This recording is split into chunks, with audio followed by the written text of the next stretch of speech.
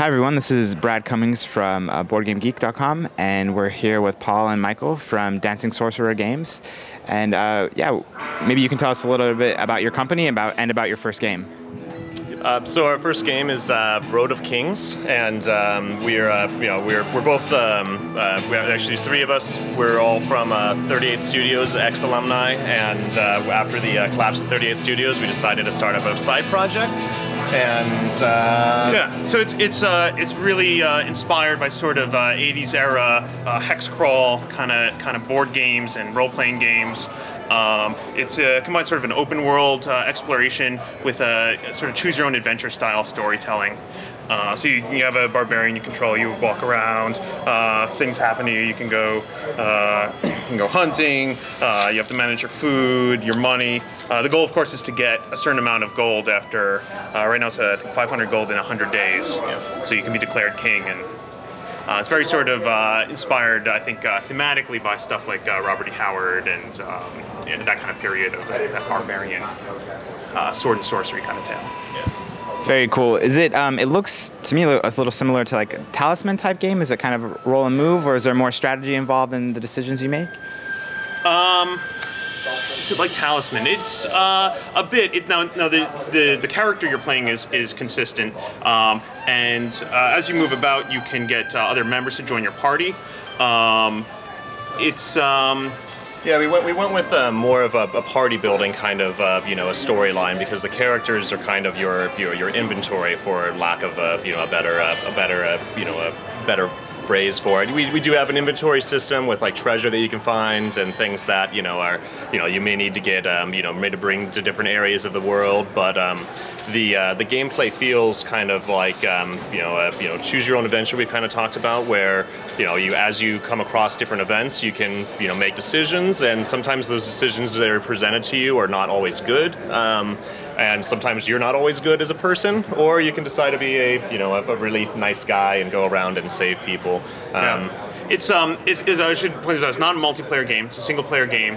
And it's really this idea of sort of branching storylines. So as you move around, you can, for example, I'm gonna save this guy from these bandits that are jumping him, or I'm gonna join the bandits and I'm gonna help them jump him and get a cut of the money. Right. So you can be a bandit king, or you can be a savior.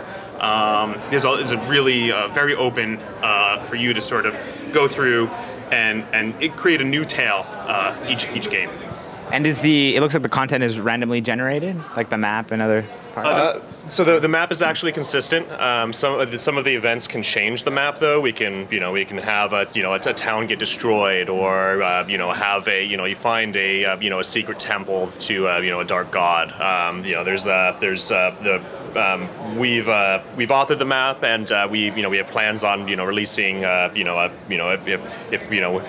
if it does okay, we'll plan on releasing other maps and other expansions where we can actually add in different content and different flavors. A lot of the events are randomly generated, and so when you're playing through the game, you're going to run into a different storyline each time. However, there are some consistent places where you can find some familiarity and find like things that you expect, so that you'll have milestones to reach when your last barbarian died and you have to start over and try again. So. Yeah.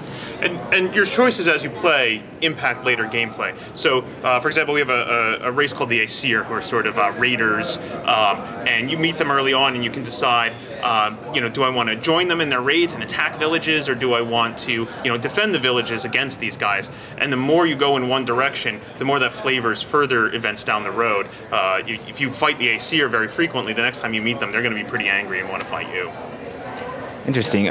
And it's currently running on an Android tablet, as we see here.